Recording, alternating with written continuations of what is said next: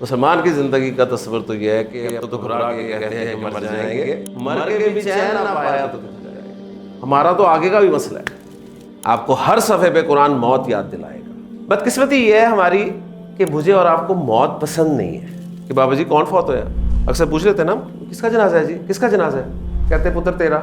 موت کو یاد کرنے کا یہ مطلب نہیں ہے کہ آپ ہر نماز کے بعد ایک تسبیح پڑھ لیں جی موت موت موت موت موت موت، 100 ہو گئے جی چلو جی ماشاءاللہ، تو آج 1000 دفعہ میں نے موت کا ذکر کیا۔ نہیں سر، جنازہ تو ایک یاد دہانی ہے کہ آج کوئی بھی شخص اس چارپائی پہ ہے، کل کو میں نے بھی اسی چارپائی پہ ہوں۔ تو قرآن مجید کی سب سے بڑی نصیحت موت ہے، نئی بات نہیں ہے۔ آپ میں سے کوئی شخص ہاتھ کھڑا کرے کہ سر مجھے تو آج پتہ چلا ہے کہ میں نے مرنا ہے کوئی نہیں، اور بار بار آپ کو ملے گی۔ ایک شخص کسی بزرگ کے پاس گیا، اور جس طرح ہم سب چاہتے ہیں کہ کسی سے ملتے ہیں بڑے سے تو کہتے ہیں سر کوئی نصیحت کر دیں ہمیں، تو اس طرح اس نے کہا حضرت کوئی نصیحت کرتے ہیں۔ انہوں نے پوچھا بیٹا تمہارے ماں باپ زندہ ہیں؟ انہوں نے کہا نہیں، یہ دونوں فوت ہو چکے ہیں، میں نے اپنے ہاتھوں سے انہیں قبر میں اتارا۔ ایک دم جوش میں آئے، کہتے ہیں اور کیا نصیحت کروں پھر؟ کیا مطلب؟ تم نے اپنے ماں باپ کو اپنے ہاتھوں سے قبر میں اتارا ہے، وہ نہیں رہے تو تم رہو گے، ابھی بھی نصیحت مانگ رہے ہو۔ اسی طرح غالباً فیصل آباد کی بات ہے جی، کوئی جنازہ جا رہا تھا تو جنازے کے پیچھے ایک بزرگ بھی آہستہ آہستہ پیچھے چلتے جا رہے تھے۔ ایک نوجوان جو تھا وہ وہاں سے کہیں گزرا، اس نے پوچھا کہ بابا جی کون فوت ہوا؟ اکثر پوچھ لیتے نا کس کا جنازہ ہے جی، کس کا جنازہ ہے؟ بابا جی فیصل آباد کے تھے، کہتے پتر تیرا۔ تو بابا جی اس موقع پہ تو جگت نہ کرو، میں نے تو سیدھا سوال پوچھا آپ سے، آپ نے الٹا ہی جواب دے دیا۔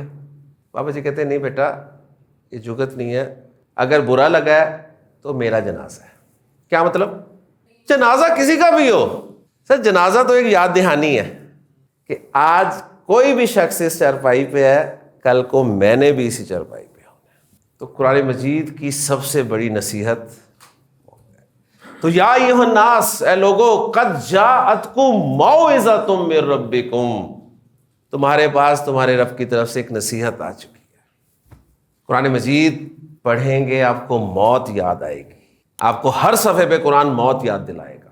بدقسمتی یہ ہے ہماری کہ مجھے اور آپ کو موت پسند نہیں ہے، موت کا تذکرہ بھی کوئی اتنا اچھا نہیں لگتا۔ یہ ٹاپک میں ذرا لمبا کروں نا تو آپ کہیں گے سر کوئی اچھی اچھی باتیں کریں، آپ کو کیا ماشاء بھی تو ہم نے پتہ نہیں کیا کچھ کرنا ہے۔ ٹھیک ہے کریں جو کچھ کریں، لیکن ذہن میں ضرور رکھیں کہ آپ کی یہ زندگی ہمیشہ کی زندگی نہیں ہے، اور مسلمان کی موت کا تصور یہ نہیں ہے کہ مر گئے تو کام ختم، ٹھیک ہے نا۔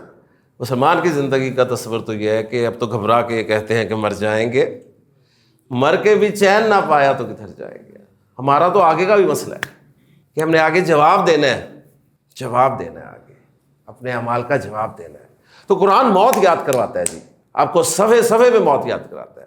اللہ کے رسول صلی اللہ علیہ وسلم نے فرمایا کہ اکثرو ذکر حازم اللذات، کثرت سے یاد کیا کرو لذتوں کو توڑنے والی چیز کا، یعنی الموت، موت کو کثرت سے یاد کیا کرو۔ ہم موت کو یاد نہیں کرتے۔ موت کو یاد کرنے کا یہ مطلب نہیں ہے کہ آپ ہر نماز کے بعد ایک تسبیح پڑھ لیں جی موت موت موت موت موت موت، 100 ہو گئے جی چلو جی ماشاءاللہ، تو آج 1000 دفعہ میں نے موت کا ذکر کیا۔ نہیں، کیا مطلب ہے کہ آپ جو بھی کام کریں، جس کے ساتھ بھی معاملہ کریں، یہ ذہن میں رکھ کے کریں کہ آپ نے اس کا جواب دینا ہے اللہ کو۔ یہ مسلمان کی موت کا تصور ہے، یہ نہیں کہ میں نے مر جانا ہے، میں نے اپنے رب کو جواب دینا ہے۔ مسلمان کی موت کا تصور ہے اکاؤنٹیبلٹی۔ اکثر جب ہم کسی سے ناراض ہوتے ہیں، اس کی حرکتیں دیکھتے ہیں تو کیا جملہ بولتے ہیں، اسے لگتا ہے انہوں مرنا یاد نہیں ہے نا۔ تو بات وہ یہی ہے کہ یار اسے پوچھنے والا کوئی نہیں ہے شاید، اور انسان اسی وجہ سے آگے نکل جاتا ہے، وہ دیکھتا ہے کہ یار پوچھنے والا ہی نہیں، کوئی ہوئے ہی کچھ نہیں۔ تو یا ایھا الناس قد جاءتکم موعظۃ من ربکم وشفاء لما فی الصدور، یہ شفا ہے کس کی؟ جو سینوں میں ہے۔ اس میں انشاءاللہ تعالیٰ پھر بات کریں گے کہ سینوں میں کیا ہے جس کی یہ شفا ہے، اور پھر یہ کس طرح شفا ہے۔ اللہ تعالیٰ سے دعا ہے کہ اللہ تعالیٰ ہمیں قرآن مجید کی سب سے بڑی نصیحت جو ہے موت، اس کو یاد رکھنے کی توفیق عطا فرمائے۔